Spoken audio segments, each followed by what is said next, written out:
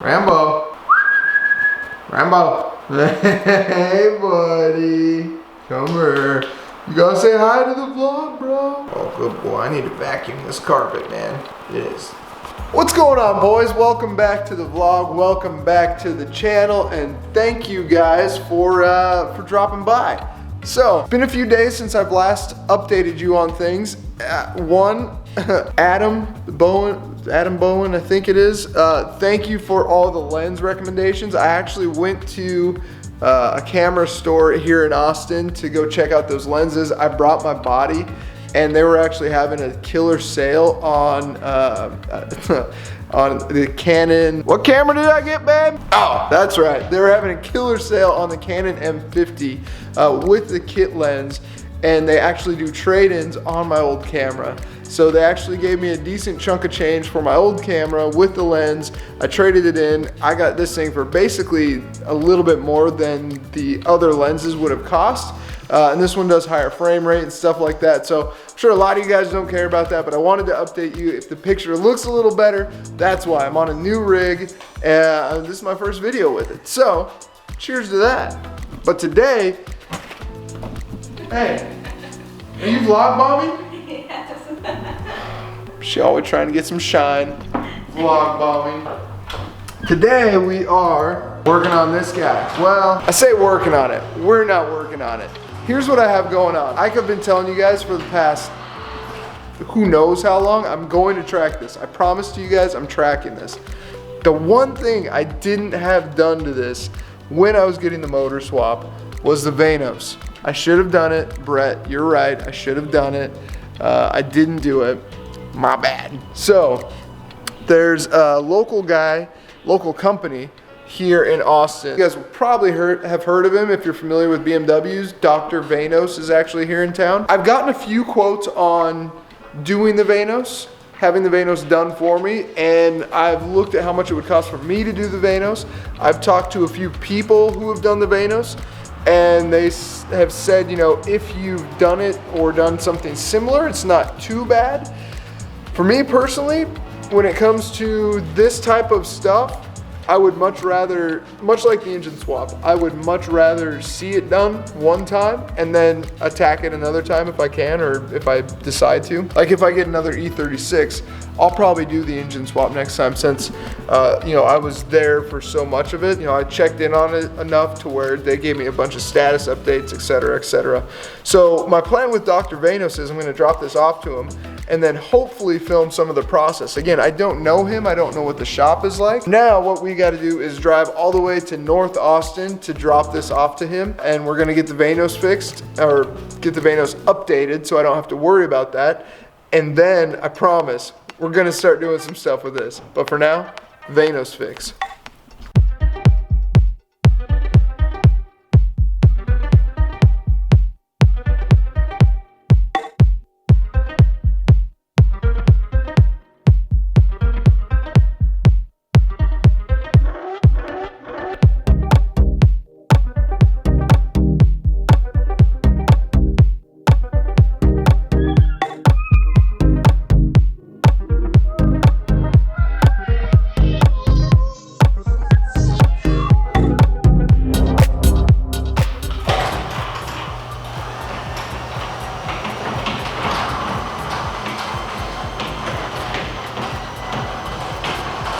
All right, boys, so it has, get this McLaren out of my way. So it's been a few days.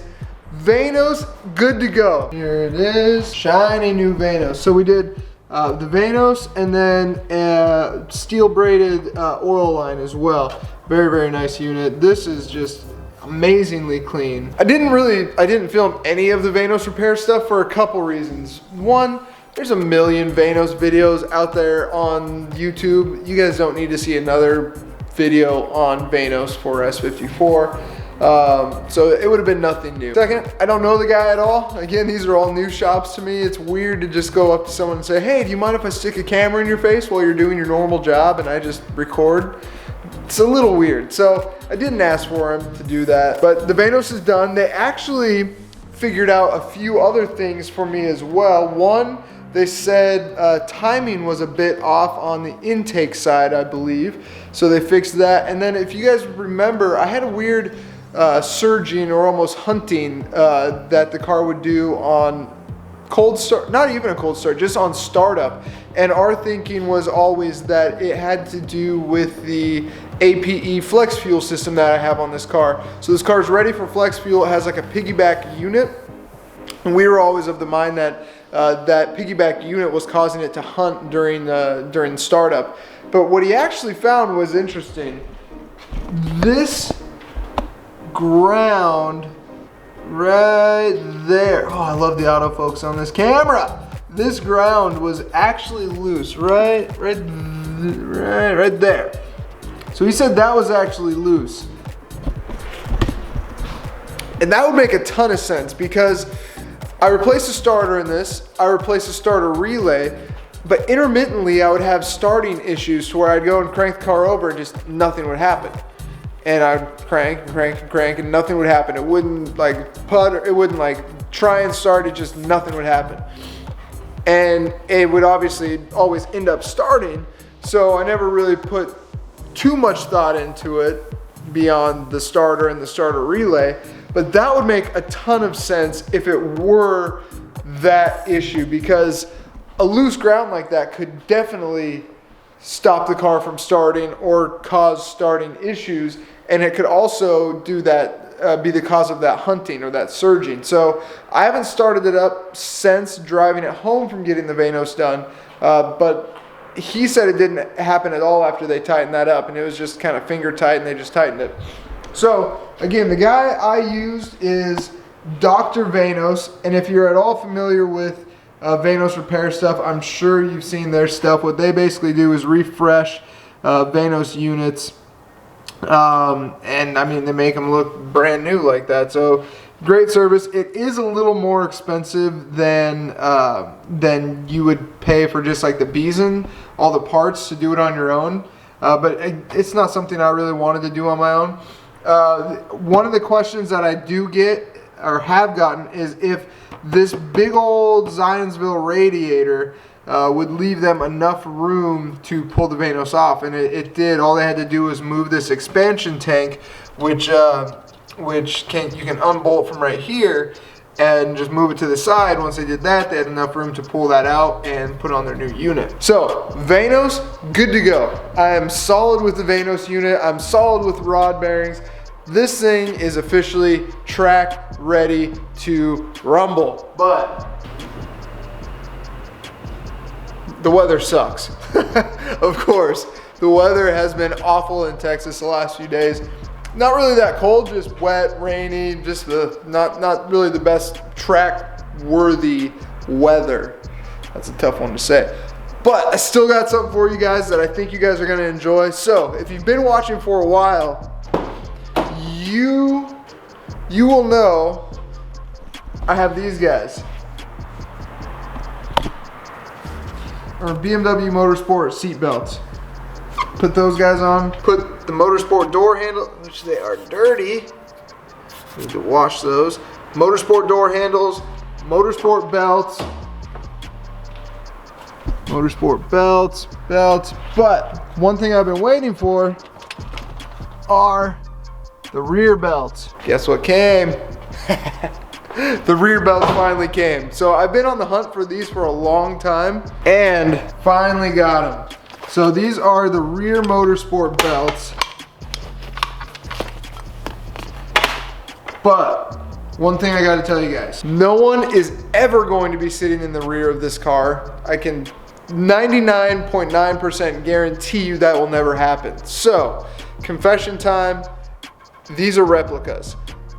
With that being said, the reason for that is this set of replicas was about 225 bucks plus shipping from like Bulgaria, but they were like 250, 225, somewhere around there. The Motorsport belts, which are authentic, are like 350 a piece. Again, this is literally just for aesthetics, so I didn't want to spend $700 on real ones that will never be used when I can spend $250 and basically have the same thing. So what I want to do for you, I've gotten a few questions on them because I posted them on my Instagram. A few guys are asking me how they look, how they feel compared to the authentic ones, because the ones I have up front are real. And from what I can tell right now, it feels like the webbing is completely fine. The webbing feels like any other seat belt I've had. It looks like the only thing that's different, obviously, would be how they embroidered the webbing or how that's put in. I have no idea. But I'm going to do a little comparison on the two just so we can see what the fake ones are like for the motorsport part and compared to the real ones. So let me get this set up. All right, bros, just got the new motorsport belts installed. The rear's installed, and I wanted to give you guys kind of a, let me see if I can hold this with my legs, a comparison. These are the fronts, which are authentic. I got these from Schmeidman. These are actually OEM Motorsport belts, and these are the replicas. So, I mean, just looking at them, the webbing feels exactly the same. Make sure Motorsport's not spelled wrong. BMW Motorsport, BMW Motorsport. Not, you know, it looks identical. It looks identical, it feels identical. I mean, overall, I would definitely say if you're not going to use the rears and you want to save $500, these are definitely a good option to go with. Again, if you're going to use them, I don't know if I would do replicas. That's why I went OEM up front, but for what they are, man, I definitely think replicas were the way to go for me for the rear. So I'm stoked with that. Yeah, I'm glad I saved the money on that. All right, so the last thing I want to do is try to start the car to see if that hunting issue is actually fixed, because like I told you, it would kind of surge when it was cold. Nah, actually it was just whenever I would start it up. Sometimes were worse than other, but we always thought it was hunting for the right type of map or type of fuel setting, because I have that piggyback system plugged in for E85. But if it wound up to be just a loose ground, that would be amazing, because it just sounded kind of shoddy. It sounded bad. It sounded like a vacuum leak. But if that loose ground was all it was, dude, I'm gonna be so stoked. Let's hop in here.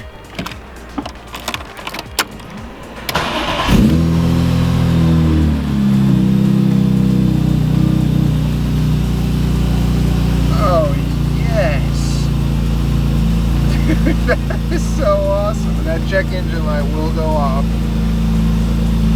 That's not a big deal. Dude, that is so sick. I'm so stoked with that. Loose ground, bros. Check your grounds. But man, those rears just set off the car. That looks so good. I'm so stoked with that. And then something I haven't shown you guys. This guy, I don't know why, but stuff like this makes me so stoked. I got a vacuum. But this little M3 mat back here, I don't know why, but it just, stuff like that gets me so jacked.